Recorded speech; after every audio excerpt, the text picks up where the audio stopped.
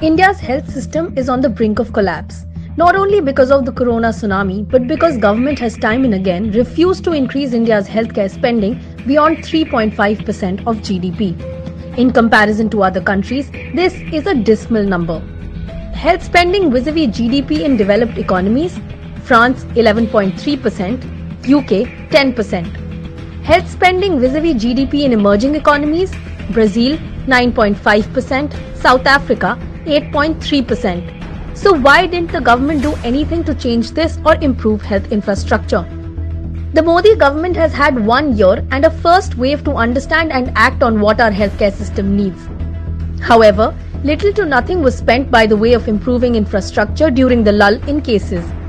In spite of repeated warnings by parliamentary committees, scientists and government-appointed task force, the government did nothing to act before the second wave, and instead even chose to dismantle the temporary infrastructure that was built during the first.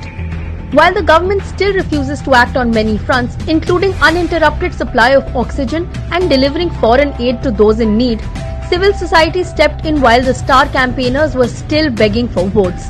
Gurdwaras, temples, mosques, churches, businesses and regular citizens are going above and beyond to help their fellow countrymen.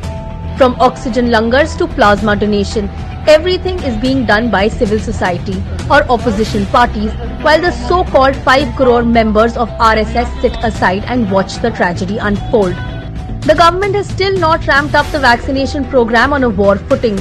Several states, hospitals and citizens continue to suffer due to oxygen and medicine shortage.